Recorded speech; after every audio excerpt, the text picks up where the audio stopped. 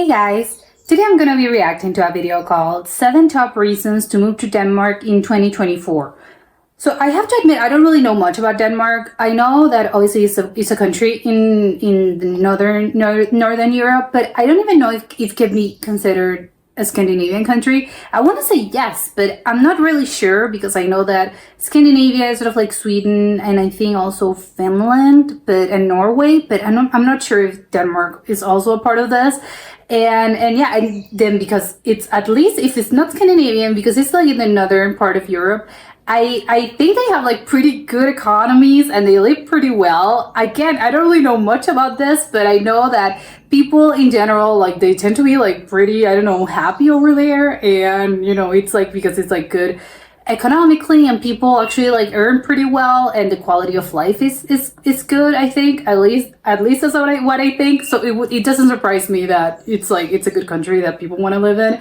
Hopefully we want to learn a little more about this country, so let's check it out. Hey friends, I have been to over 135 different countries, lived all around the world, and have picked Denmark as my place to settle down. So if you're considering to move to Denmark for work or for study, this video will tell you straight up what are the biggest upsides you can get by moving here. 1. Denmark is a great place to work or to study, but let's take work first. So Denmark and the rest of Scandinavia, so like Sweden, Norway, have excellent work-life balance. What this means in practice is that you get a lot of free time, so meaning time that you can spend with your family, with your kids, you get long holidays, and just a lot more. So this is a very big deal here, and you can actually see it that you have a lot more time for yourself when you work in a company here than you do in other countries. But on top of this extra time that you get for yourself, what you get when you work in a corporation in Denmark, for instance, is that you have a very flat and accessible work culture. So there's no complicated hierarchies like Mr. and Doctor, whatever.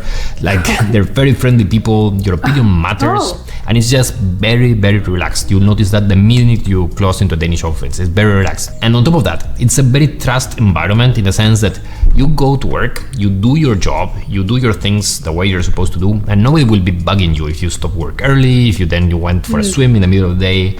Like it just lifts a weight off your shoulders, and you know it's not as long as you get the job done. You just need to be in the office until your boss leaves. That's definitely not the case here. People trust you if you get your things done. And then in most companies you also get like lunch and breakfast sometimes, fitness clubs, and a lot of other clubs. For instance, we can tell go me more about this. That we even have massages at the office in many companies here. So it's definitely a very good place to work. There are of course exceptions. I haven't, for instance, not always been happy at work. Like in any other place in the world, there are certain periods like when you actually need to work very hard. So work-life balance goes a little bit on the side. But again, in most cases you're good, and on average you could say it's better than in many other places. And again, coming from experience, I have worked in Americas, in different places in Europe. I mean, this is definitely, it's very good. Just to give you a bit of perspective, right? So I never thought myself I would be working in corporate. So I work in Maersk here, in a big company here, and I was just an absolute renegade when I was growing up. I wanted to be my own boss. I wanted to be a startup guy, entrepreneur. I was just thinking like I would never work in a company. I don't want to work for anyone else.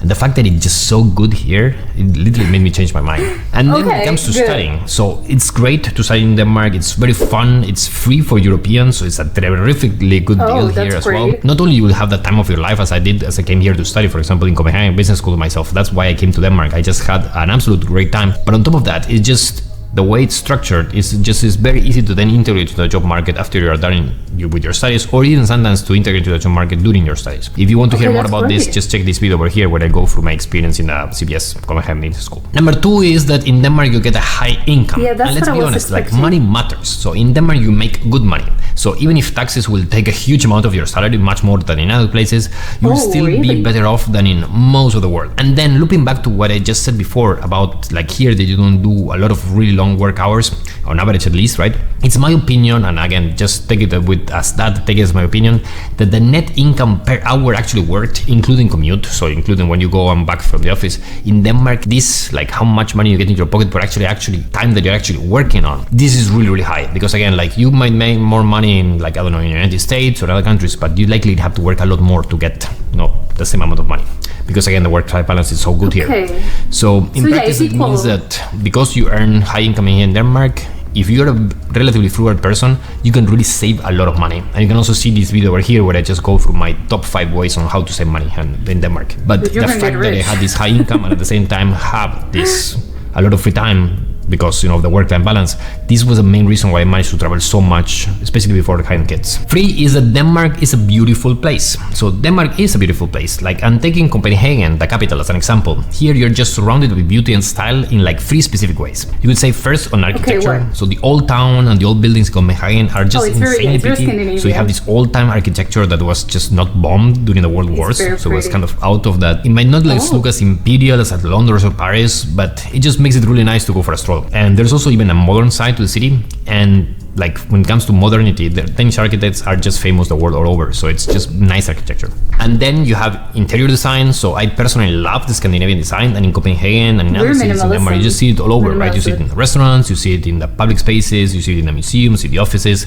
It's just nice. Even when you go to people's homes, there is a coziness that goes with this clean and minimalistic look, with also this soft lights and a lot of wood and nature inside the lot of white, spaces, I right? think. So I genuinely like this, and I want to keep that in my life. And I tell you again, like, when the moment you move here, you actually start appreciating things like this. Last on this is that even people are stylish here. People in Copenhagen and in other big cities in Denmark, they just look nice. I mean, they dress up nice. There's plenty of hard currency looking stylish, right? So it's just nice to be around, and just pushes yourself to be up on your game, right? So Copenhagen, and I'll just give you Copenhagen as an example, but you can extrapolate to the rest of the cities, right? So they have just huge and beautiful parks all over. So, right, so you have this Frederiksberg Park in Copenhagen, in Frederiksberg, that it's just so nice. Then you have the King's Garden, Amagerfællet, which is this kind of crazy wild area that's over here. You have Tivoli, that's super nice. So there's really a lot of beautiful places to hang out with as well. When you have this free time, to actually not spend it home, but spend it in all these beautiful places. Number 4 is that things in Denmark just work.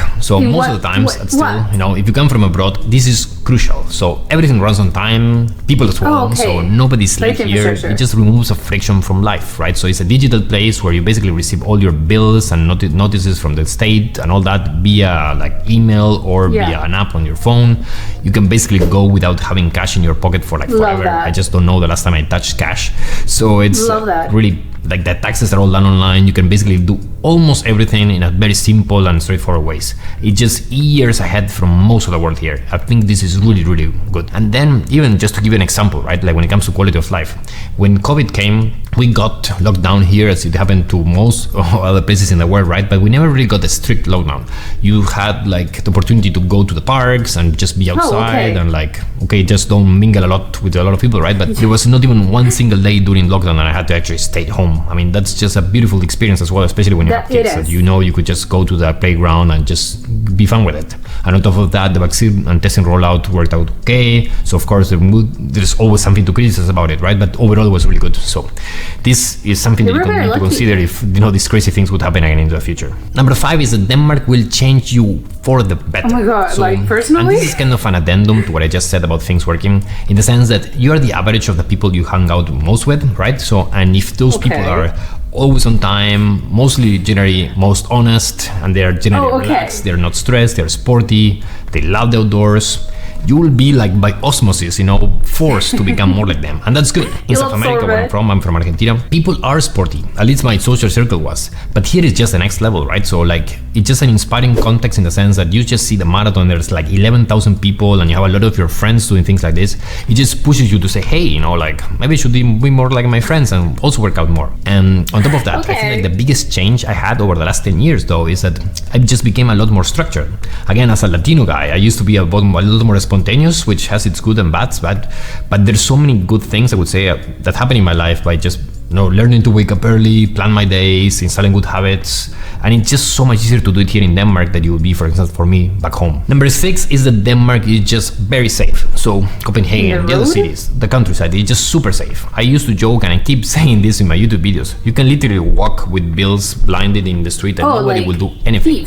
Of course, don't leave your bike or your stroller without like a lock, that will immediately disappear. But when it comes to the really important things, the feeling of safety, the feeling that you or your loved ones will be fine, that's absolutely the case here. You can actually leave your stroller outside in a cafe with a baby inside and know that that's gonna be fine, nobody will steal a baby. Sounds like crazy to say this, right? But that's not the case in most of the world. Here, the fact that you just remove this worry that you might have in your mind about safety just makes it so well. I mean, it's something that, again, coming from South America, where this is definitely a problem, this is so good. And again, it's one of those things that invaluable, you could say. Number 7 is that Denmark is a great place to raise kids. So I can tell you myself straight up, Denmark is excellent to raise kids, and that's because of a combo of all the things I have been mentioning up to the point, right? The fact that the work culture is as relaxed as it is means that you can leave the office or stop working at 3:30 to go and pick up your kids from kindergarten, and nobody will say absolutely anything. In most countries, you would expect that maybe you need to stay at the office until 5:30, 6, and then go and pick up the kids. The fact that you can do this is just a blessing. Then, as I said, there's a lot of parks and green areas, so there's a lot of playgrounds. You can just bike around with the kids. You don't need to have a car. So there's a lot of things like this that you can actually use to hang out a lot with my family that you could do in other places. And then, of course, as I mentioned, the safety. I mean, the fact that I can just leave my son running around knowing that nobody will steal them or kidnap them and so on. That fact happens in other countries, unfortunately, right? The last thing is that having kids in Denmark is relatively cheap. So in comparison to other countries, you don't really spend a lot of your income and a lot of your savings as well and so on having kids, because a lot of things are taken care of for yourself, and also because a lot of things, especially for kids, are cheap. So this is very important in case you plan to be here as a parent. And I made this video over here where I just go straight up through all the costs I had in my first 2 years as a parent. So that's invaluable resources in case you want to move in and want to understand how much it would impact on your budget. Despite all these amazing things, Denmark is not the place for everyone. And in this video over here, I'll just go through the specific types of people who should not move to Denmark, because again, you might not just fit the bill for having a happy and successful life here. Thanks for watching, and I'll talk to you again next week. Okay, yeah, this was a very interesting video. So yes, Denmark is Scandinavia, which good to know. It was a little bit what I was expecting of, like, really a really good quality of life, because I think, like, in technically, well, I don't know, but I think from what I've seen in Scandinavia as a region in general, I think tends to be like pretty good. Like what he said, like, things work properly, which obviously it's good. And also people, like, earn very well. So obviously if you have a good income, I think part of it, I know that some people are like, oh, you don't need money and stuff, but it's like, you know, in real life, you know, money is good. It makes your life easier. So obviously you want to have, like, good wages and good livable wages. So it's like, it's good, you know, it's good that Denmark is like that. And of course, that if you have more money, you're not gonna be happy. I know that money doesn't really equal happiness, but your life's gonna be a little bit easier. And it's like one of the reasons. He's like, yes, of course your life's going to be easier because you're going to earn very well. But I think something very important is that it's not just that you're going to earn very well. It's just that because usually you have it in your mind, like, oh yeah, if I want to earn more money and, you know, I'm going to maybe not being rich, because I think maybe that's like that's a really high expectation. But just to know, because, oh, I want to earn a lot of money, is that you're having in your mind, like, oh, I got to work a lot because, you know, they're going to basically I'm going to be exploited, but, you know, I'm going to earn a lot of money. And he's like, no, not here, like, because Denmark has such a good, like, work-life balance that you're gonna earn well, but you're still gonna be able to enjoy your life, and you're gonna able to have, like, a lot of savings, and it's gonna be you're gonna have good things and nice things, but you're not gonna, like, work yourself to death, which I think it's good. It's like, oh, you know what, I've never thought of it that way, because I was always thinking, like, oh, I'm guessing, like, these people actually, like, do work a lot. But I don't think it's like, I don't know, like USA culture, to put an example, that you really do have to, like, work a lot, and you have to, like, earn it basically, and you have to, like, be in the office up until, like, 8 o'clock. But, you know, you're earning money, which is good, or maybe you have, like, 2 jobs, you know, or 3 jobs, but, you know, you're constantly, like, working, and it's enough money, and not even, sometimes it's not even, like, that enough money, but it's like, you know, I want because, you know, some people want to save or whatever.